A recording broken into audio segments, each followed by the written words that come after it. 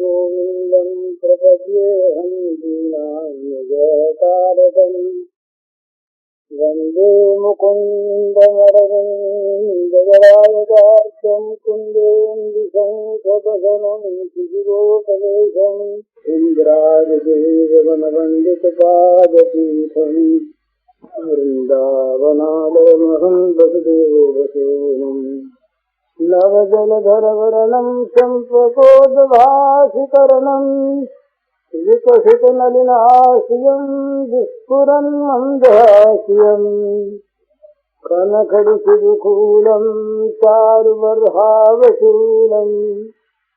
कमपि निखिलसारं नौनिगोपीकुमारम् वंशीविभूषितकरान्नवनीयदाभात् पीताम्बराधरुणबिम्बफलाधरोष्ठात् पूर्णेन्दुसुन्दरमुखादरविन्दनेत्रात् कृष्णात् परं किमपि तत्त्वमहं न जाने। ध्यानाभ्यासवशीकृतेर्मनसा तन्निर्गुणं निष्क्रियम् ज्योतिकिञ्चनयोगिनो यदि परं पश्यन्ति ते अस्माकं तु तदेव लोचनचमत्काराय भूयाचिरम् कालिन्दी पुलिनेषु यत्किमपि तन्नीलं मूढावति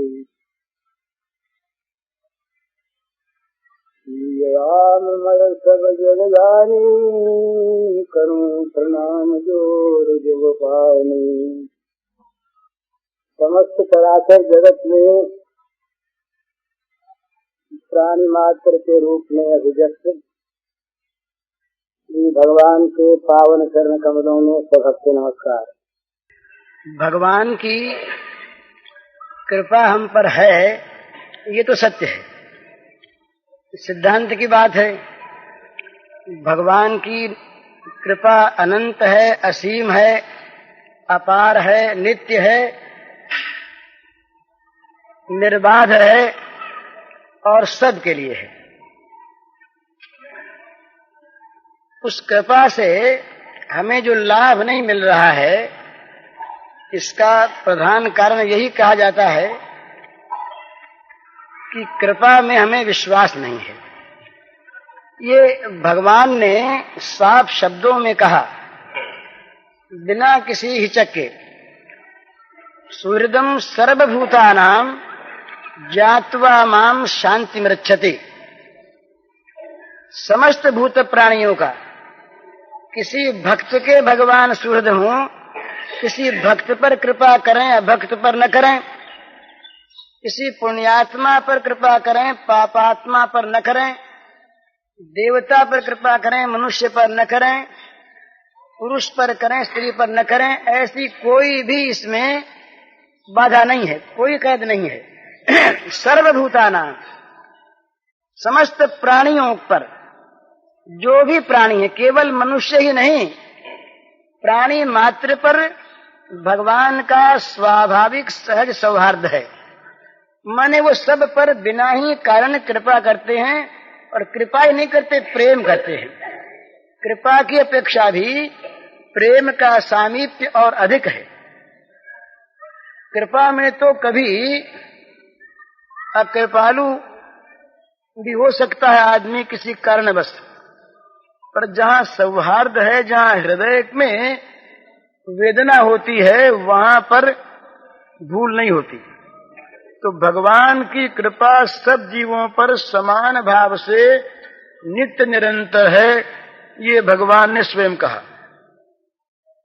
और दूसरी बात भगवान ने ये कही कि इस कृपा को, ये जो मेरा सौहार्द है, ये जो मेरा प्राणी मात्र के प्रति जो प्रेम है, इस बात को, इस प्रेम को जो जान लेता है, तो जानते ही उसको शांति मिल जाती है।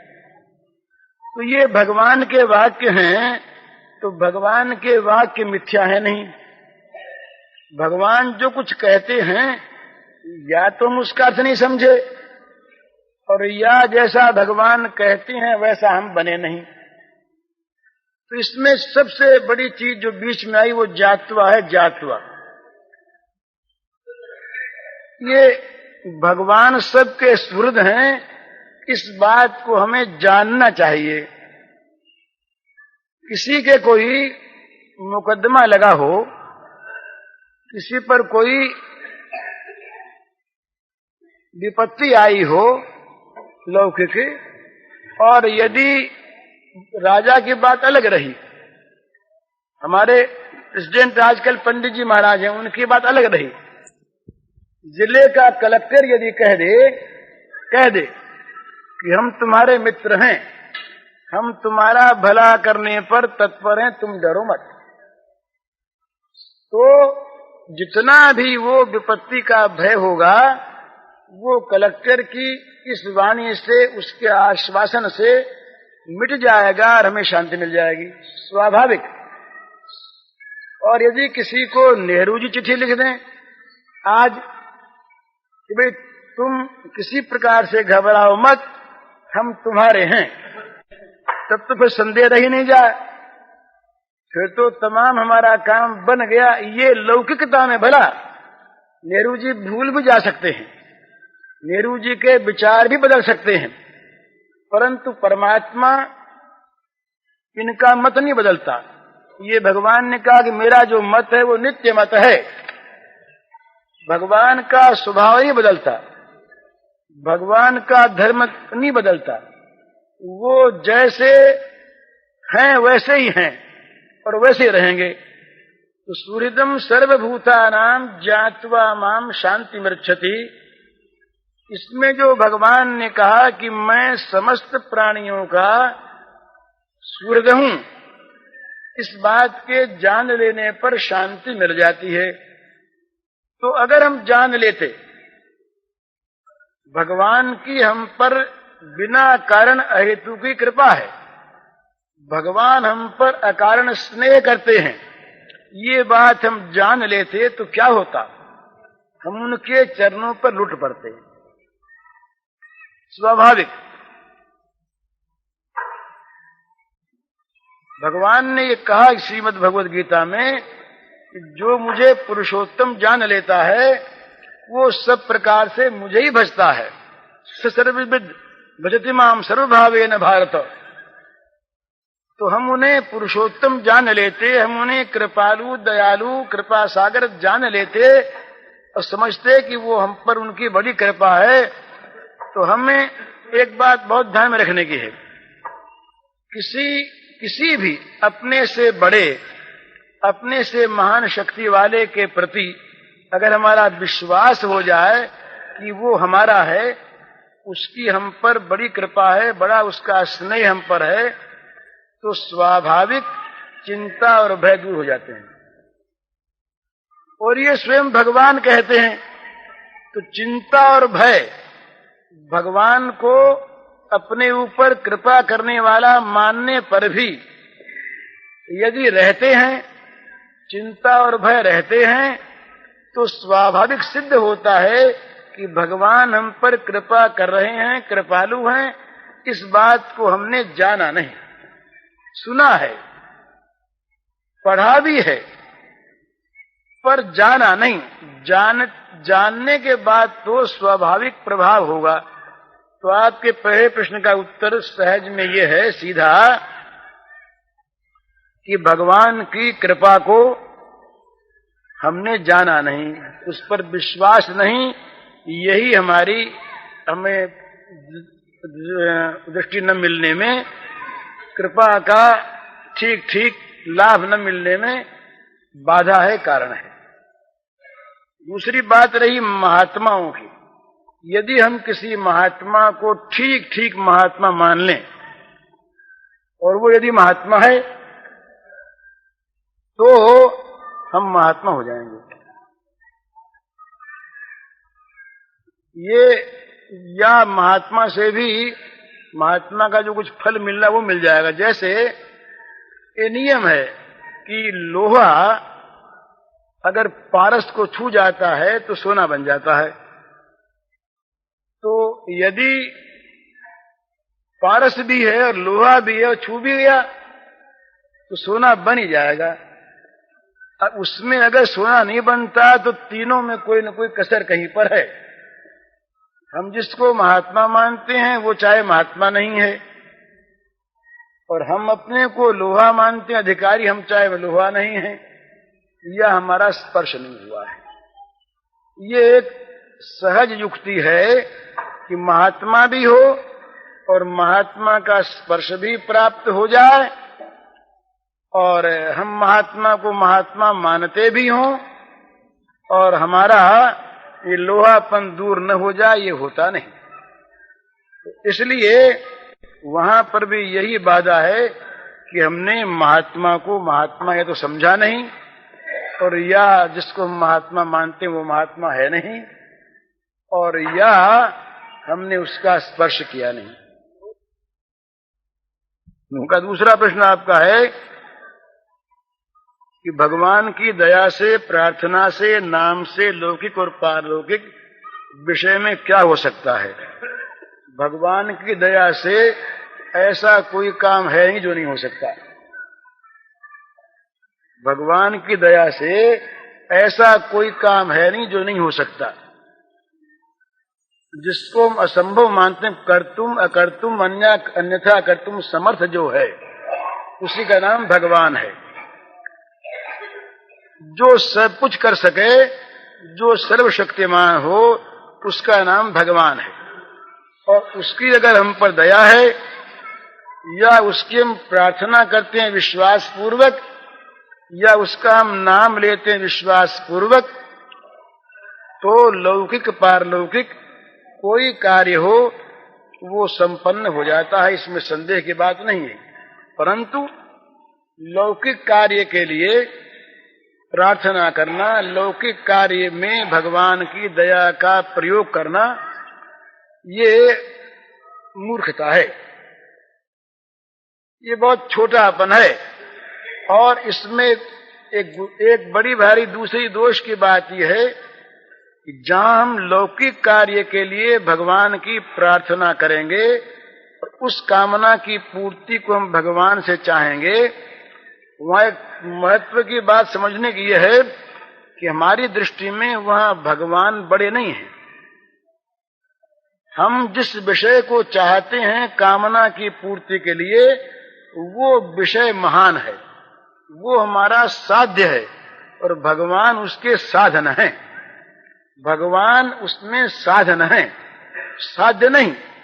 यदि मान लीजिए किसी कारण से भगवान ने हमारी मन की इच्छा, मनोरथ को नहीं पूर्ण किया कुछ समय तक, प्रत्येक सकाम उपासना में, प्रत्येक सकाम भक्ति में प्रधानता होती है काम्य वस्तु की। ये समझ लेने की बात है। प्रत्येक सकाम वस्तु, इसीलिए ये तो हमारे पास रोज ऐसी घटनाएं होती हैं। तो सब सत्संग नाम के तो पाठ करवा लिए, कुछ हुआ नहीं तो अब मन आता है कि सच्चंडी करवा लें। तो चंडी में, देवी में और भगवान श्री कृष्ण में अंतर नहीं मानते हम उस दृष्टि से।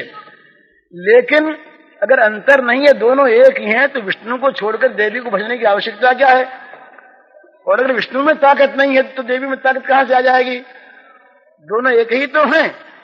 परंतु जहां काम्य, हमारे मन में किसी वस्तु को प्राप्त करने की कामना है, तो वहां स्वाभाविक ये मन में संदेह रहता है, कमजोरी रहती है। भाई विष्णु से काम नहीं हुआ, देवी से ही, देवी से नहीं हुआ तो गणेश से ही, गणेश से नहीं हुआ तो शंकर जी से ही, और इनसे नहीं हुआ तो कोई बाबूजी की खुशामद से ही, उससे नहीं हुआ तो चोर बाजारी से ही।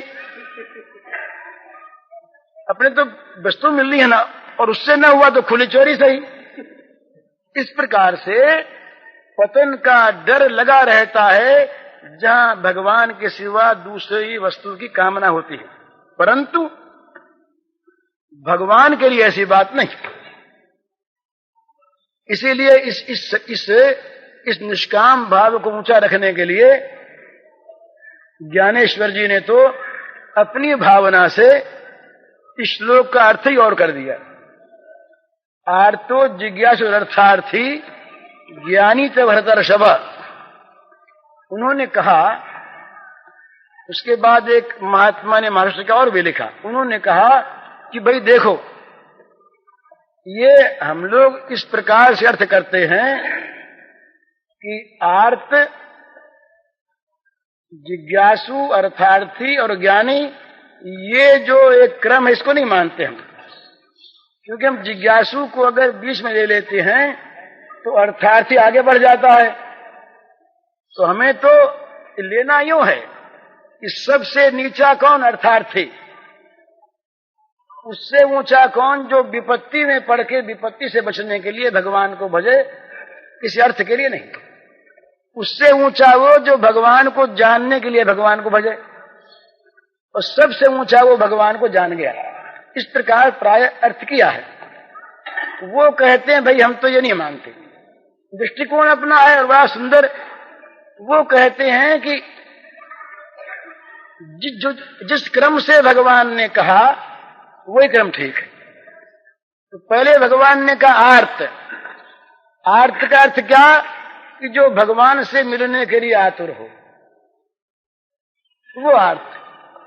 जो भगवान को जानने के लिए आतुर हो, असली आर्त वही है। जगत की जो आरती है ये आर्तपना है, और इस आर्तपने को लेकर हम जगत की वस्तुओं को मांगते हैं, चाहते हैं। ये तो अगर हम कुमार्ग में गए तो नरकों में ले जाएगा। तो ये आरती नहीं है। सच्चा आर्त वो है कि जो भगवान को प्राप्त करने के लिए आतुर हो। आतुर हो तो उसके मन में आता है कि भगवान कैसे मिले, कहाँ मिले, जाने। तो ये भगवान को जानने की जो मन में तीव्र पिपासा है, इसका नाम है जिज्ञासा। जिसमें ये जिज्ञासा है वो जिज्ञासु है। नवीन अर्थ है ये। जिसमें जिज्ञासा है वो जिज्ञासु है।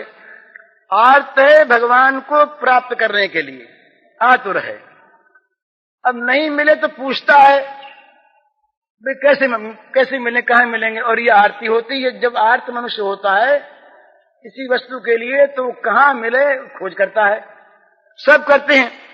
तो जानने की इच्छा जब हुई भगवान को तीव्र आर्त होने के कारण से, तब वो जिज्ञासु हो गया। अब रहा अर्थार्थी। तो कहते हैं कि हम जिसको जगत में अर्थ मानते हैं ये तो अनर्थ है। तो भक्त इस अर्थ को क्यों चाहेगा? ये तो अर्थाख्यम अनर्थ है। इसका नाम तो अर्थ है और है अनर्थ।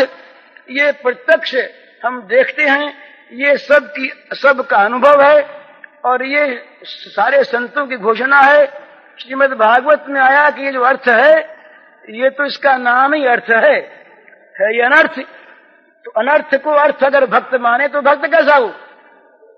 तो कहते हैं कि जो परम अर्थ भगवान है, भगवान ही अर्थ है और सब अनर्थ है।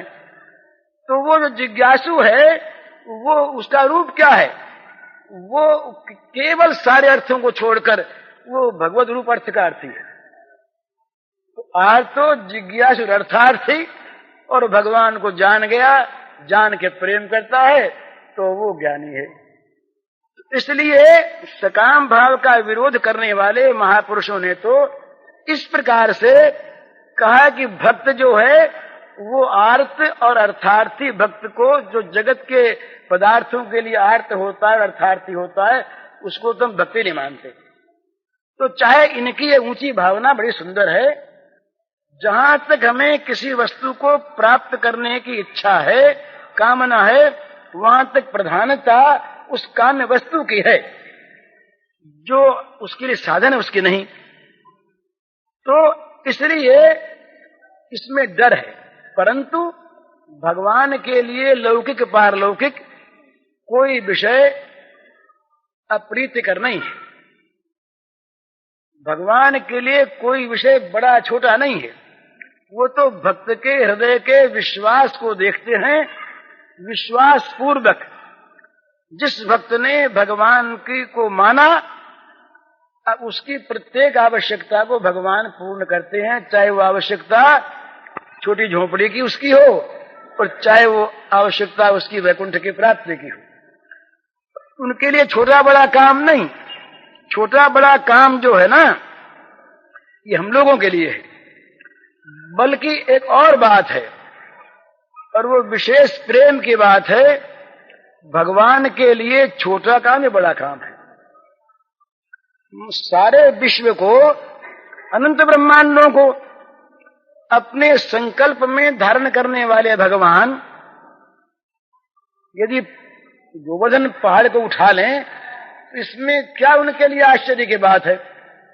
जिनके संकल्प में अनंत ब्रह्मांड विधृत हैं, वे भगवान यदि किसी पहाड़ को उठा ले अंगुली पर तो बड़ी बात हम लोगों के लिए तो बहुत है, उनके लिए क्या है।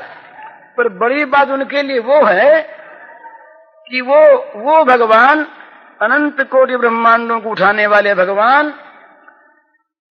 छोटा सा पीड़ा नहीं उठा सकते। ये महत्व है, ये महत्व है, क्योंकि यहाँ पर भगवान प्रेम परवश होकर के और इस श्रुति का स्वरूप यहाँ पर प्रत्यक्ष कराते हैं। अनुरणीया महतो महियान, महतो महियान तो उनको सब जानते हैं, तो स्वरूपगत अनुरणीयान, अनु छोटे में छोटे बन जाते हैं भगवान, स्वरूप से भी, क्रिया से भी, आचरण से भी। ये भगवान की महत्ता है। भगवान वहां पर न मालूम क्या क्या करते हैं, किस किस प्रकार से करते हैं, तो ये भगवान की महिमा है। तो भगवान किसी का, भगवान ने, हमारे माधव दास जी एक भक्त रहे, उनका तो शौच धोते थे वो। ये भगवान का करने का काम थोड़ा ही है, पर और उसने चाहा भी नहीं। भगवान के जो एक बाण है ना, ये सिद्धांत युग क्षेमम वहाम्यहम, ये तो भगवान को तो हमेशा कहता रहे कहीं, तब बचता है आदमी भगवान की सेवा से। भगवान, ये उल्टी सी बात है, हम लोग मानते हैं कि भगवान नीच सेवा हमारी नहीं कर सकते, बहुत बड़े हैं, और भगवान से हमको बार बार कहना पड़ता है कि भगवान हमारा ये काम करो, ये काम करो, वो काम करो, वो काम करो। पर भक्तों को यह दिखता है कि उनसे बचना मुश्किल, वो आगे से आगे ऐसा काम कर रखते हैं। और सच्ची बात मैं कहता हूं, ये हमें पता नहीं है कि जगत में कौन शक्ति कब क्या काम कर रही है, वो भागवती शक्ति। उसके मैं उदाहरण दूं आपको। मेरे पास एक आदमी था, उसका नाम था हरिराम ब्राह्मण, सच्ची घटना सुनाता हूं मैं आपको। और वो वहां पर बंबई में रुई के पाटिये पर दलाली करता था। ये बात है कोई 32 वर्ष की बात होगी। वो रहता था मेरे पास, तो मैंने उससे कह रखा था मित्रता के नाते, एक दूसरे मित्र के लिए, कि भाई इस समय वो मित्र नुकसान में है, तो उसका काम तुम मत करवाना। पर लालच से उसने उनका वो सौदा करवा दिया, और उसमें बहुत अधिक घाटा हो गया। शनिवार की बात है, सोमवार को उसका भुगतान होना है। तो शाम को मेरे पास आया, रोने लगा। तो मैंने उनसे पूछा कि भाई क्या बात है। उसने कहा कि आपने तो रोका था और मैंने बात मानी नहीं, और मैंने काम करवा दिया। मेरे पास उतने रुपए थे नहीं। तो मैंने कहा भाई मेरे पास रुपये है नहीं, अब मैं क्या करूं। तो बोले उसने कहा मैं क्या करूं। मैंने कहा रो तू क्या करे, अब तूने क्यों काम करवाया। तो उसने कहा कहां रो। मैंने कहा रो भगवान के सामने। ऐसे ही कोई सिद्धांत रूप से नहीं कहा। तो न मालूम क्या वो जा करके हमारी गद्दी में, ये सच्ची घटना सुना रहा हूं, एक कोठरी है उसमें जाके बैठ गया। उसने किमाल बंद कर ली। उसने क्या किया, कैसे रोया। वो कोई भक्त नहीं था, उसमें अच्छे आचरण नहीं थे, वो झूठा भी था। उसने क्या किया मालूम नहीं। मैं बाहर बैठा, इतने में मेरे पास एक सज्जन का टेलीफोन आता है, वो अभी हैं। उनका फोन आता है कि भाई जी घूमने को जाएंगे क्या। मैंने कहा हाँ चलेंगे। तो बोले मैं कार लेके आता हूं, आप रहिएगा। वो कार लेकर के आए, मैं उनके साथ घूमने गया। ब्लड पीरियड था उस समय, ये मेरिन ड्राइव नहीं बना था। तो उधर हम लोग गए, घूम घाम करके रात को 8 बजे लौटे। जब वो मोटर से मैं उतरने लगा तो वो मुझसे पूछते हैं कि वो हरिराम कहाँ है आजकल। अब वो क्यों उनको याद आया? मैंने बात नहीं चलाई और मेरे मन में वो याद भी नहीं था, मैं भूल गया था और बातों में। तो मैंने कहा वो रो रहा है बैठा ऐसे ही। तो उन्होंने कहा क्यों रो रहा है? तो मैंने कहा भाई ऐसी बात हो गई। अब वो बड़े पैसे के लिए मरने वाले आदमी थे धनी। उन्होंने कहा मुझसे कि भाई जी सवेरे आदमी भेज दीजिएगा, चेक मंगवा लीजिएगा। मैंने कहा चेक क्यों, किस बात का देते हैं आप? उन्होंने कहा मेरे मन में आ गई। मैंने कहा इसके बदले में कुछ नहीं मिलेगा आपको, और रुपया आवे ना आवे, रुपया आने की उम्मीद बहुत कम। तो उन्होंने कहा कि रुपया आने की उम्मीद हो ना हो, चेक मंगवा लें। वो तो इतना कह करके गए। वो रकम मामूली नहीं थी, बहुत बड़ी रकम थी। दूसरे रात को हम लोगों ने बेचारे कुछ 1-2 मित्र और थे, उनसे पूछा कि भाई क्या करें, रुपया उनसे मंगा लेना, उनके प्रेम का दुरुपयोग करना है, ऐसी भी भावना मन में आई। तो बात हुई तो एक सज्जन ने, हमारे मित्र थे, उन्होंने ये कहा कि भाई जी द्रौपदी का चीर भगवान ने बढ़ाया था, तो आप इसमें ना करने वाले कौन होते हैं? ये बात हुई। जिन सज्जन को घाटा लगा था उन सज्जन ने क्या किया, उनसे जब ये मालूम हुई, उन्होंने हैंड नोट लिखा और मकानों के पट्टे साथ दे करके भेजे ईमानदारी से। मैं जिन घाटा लगा था, दलाल ने नहीं, लक्ष्मी नारायण साहब है कि वो इमाम झुंझुनू का था एक, हमने उसको भेजा। वो जा करके पट्टा उसने दिया उनको और हैंड नोट दिया। उन्होंने हैंड नोट को फाड़ दिया और पट्टे को लौटा करके उन्होंने चेक लिखा और चेक में रुपया नहीं भरा, ब्लैंक चेक लिख के सही करके सौंप दिया कि मैंने रुपया मैं तो देता ही नहीं, मैं रुपया किसी चीज को रख कर दूं, ये तो मैं कभी किसी को देता ही नहीं। ये तो मेरे मन में आ गया, क्यों आ गया मैं नहीं जानता, मैं दे रहा हूं। भाई जी से कह दो कि जितना रुपया चाहिए उतनी रकम भर लें और निसंकोच बैंक से मंगवा लें। ये मैं पट्टा नहीं चाहता।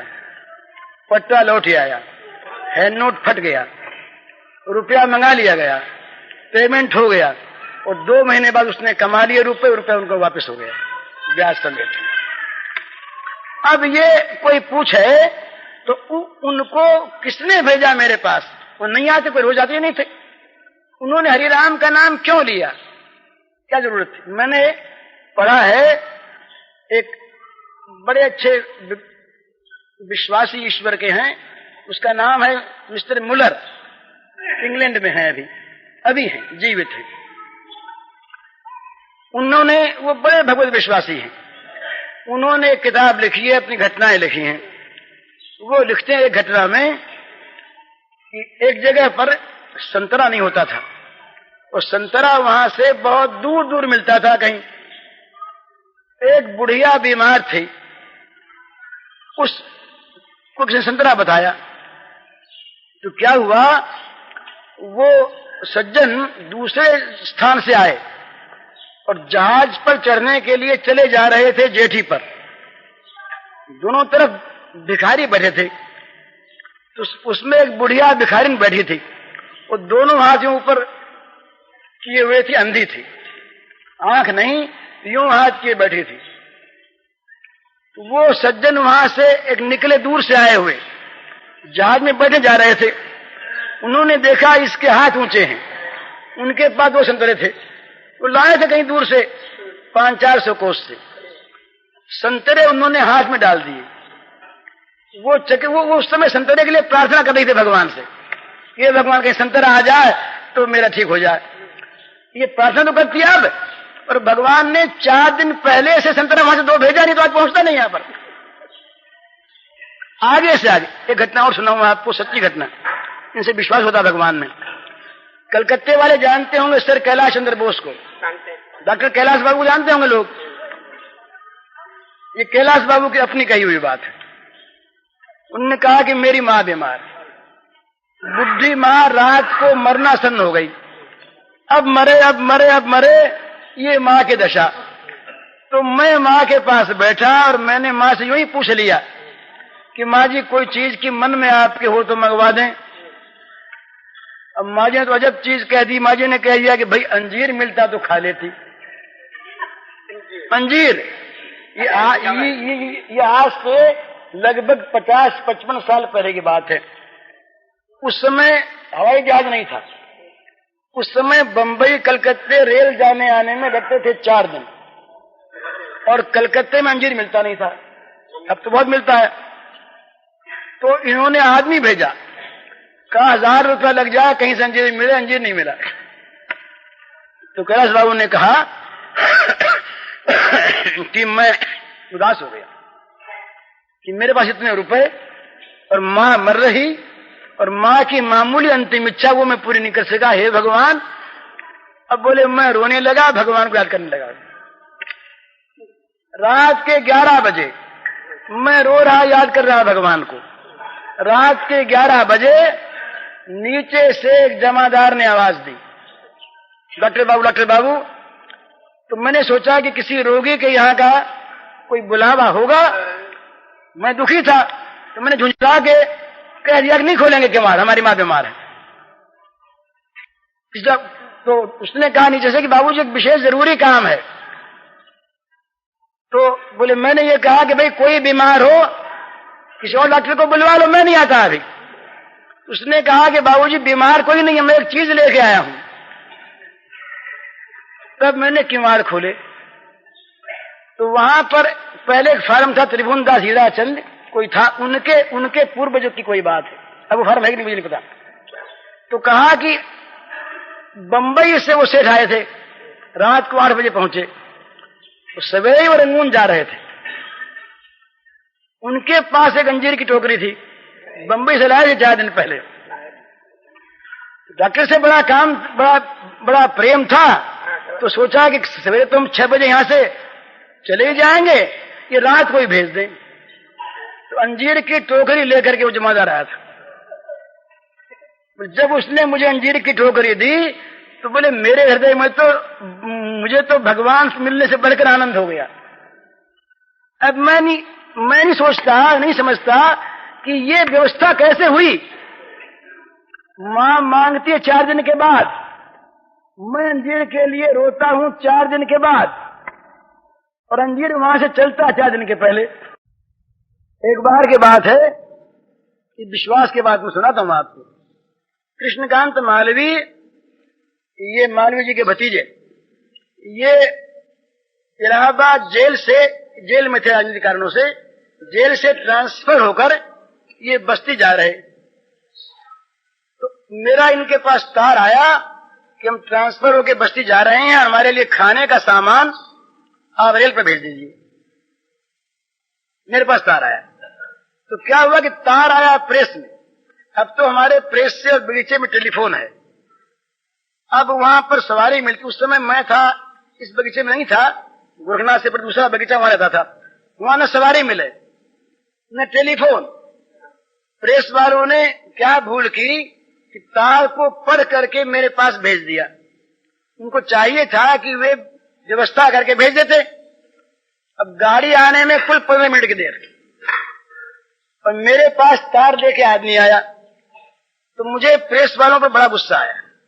अपने मन की बात कहता हूं कि ऐसे बेसमझ हैं कि मेरे पास तार भेज दिया। अरे मेरे पास क्या कोई बनाई चीज रखी है, और कोई सवारी नहीं, मेरे पास सामान नहीं, बना हुआ गाड़ी आ रही है।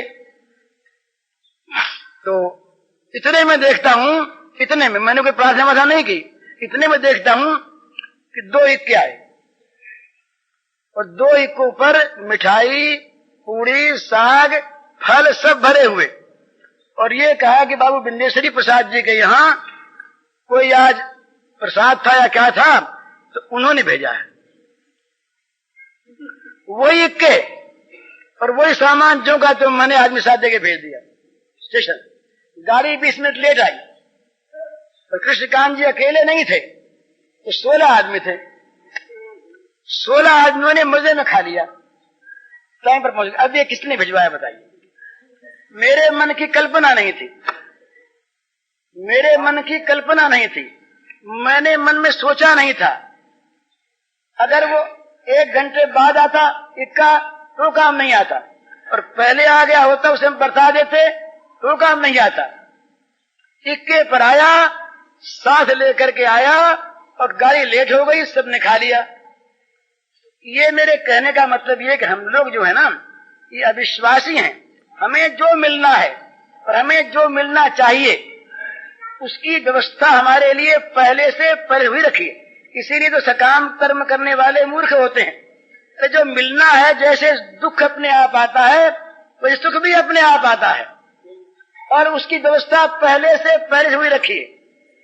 उन्हीं मुलर साहब ने ये बात लिखी, वो ठीक ऐसी बात है, इसी तरह की भोजन की। मुलर साहब के अनाथाश्रम में 250 अनाथ, और एक दिन उनके पास अनाज नहीं, रसोई नहीं बनी, तो 10 बजे घंटी बजती थी अनाथों के लिए।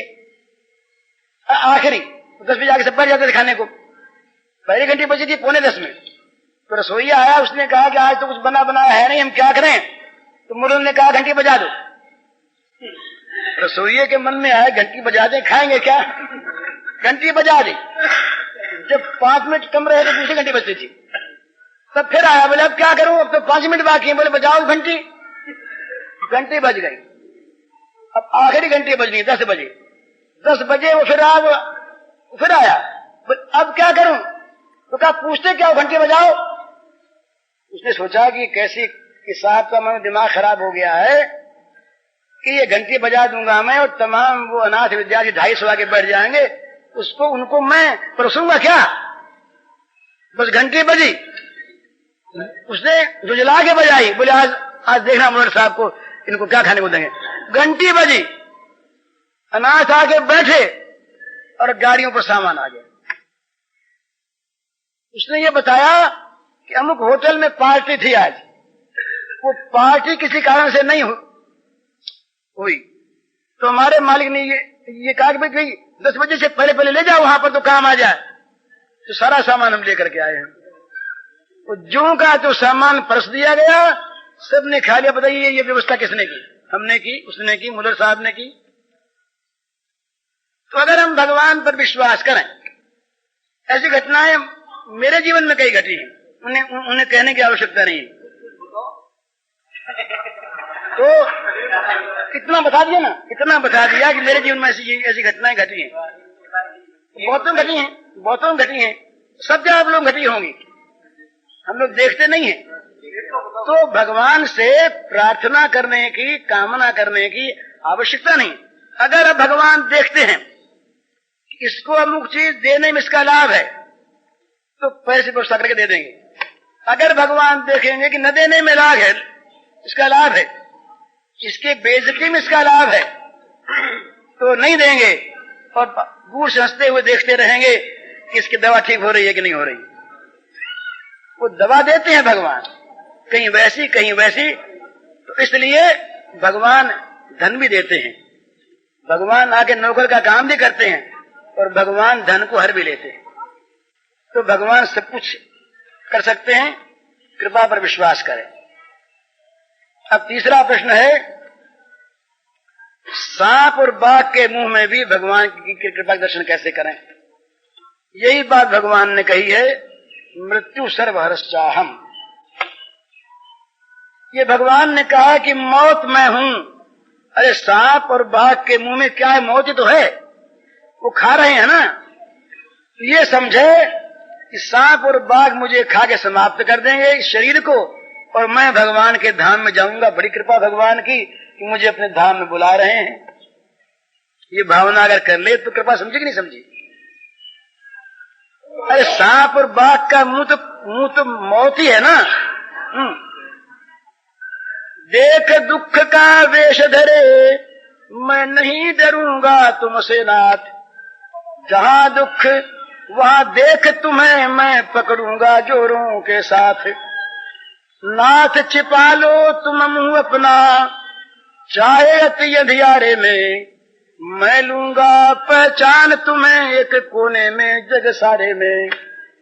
रोग शोक धन हानि दुख अपमान घोर यति दारुण क्लेश, सब में तुम सब ही है तुम में, अथवा सब तुमरे ही वेश। तुमरे बिना नहीं कुछ भी जब, तब फिर मैं किस लिए डरूं। मरण साज सज यदि आवो तो चरण पकड़ सानंद मरूं। मरण साज सज यदि आवो तो चरण पकड़ सानंद मरूं। दो दर्शन चाहे जैसा भी, दुख वेश धारण करनाथ। जहाँ दुख वहाँ देख तुम्हें मैं पकड़ूंगा जोरों के साथ। हे प्रभु, आप बाघ के मुंह में बाघ का मुंह बन करके आए हैं, आप सांप का जहर बन करके आए। ये प्रहलाद ने कही, जब सांपों ने डसा तब प्रहलाद ने कहा ये कि सांप में हमारे भगवान हैं, ये चीज। तो वहां भगवान की कृपा इस प्रकार माने। अच्छा, भगवान के लिए प्राण छटपटाने क्यों कर लगे, उनकी एकांत लालसा कैसे हुई, ये बड़ा सुंदर प्रश्न है। सबके जीवन में यही बात आनी चाहिए। ये बात अगर आपके मन में ठीक प्रकट हो गई है तो आप बड़े भाग्यवान हैं। भगवान के लिए प्राणों में छटपटाहट कैसे पैदा हो और भगवान के लिए एकांत लालसा कैसे हो, ये प्रश्न ही भगवत कृपा के सूचक है। अगर सच्ची बात है तो हमारे तो मनों में ये प्रश्न आता नहीं।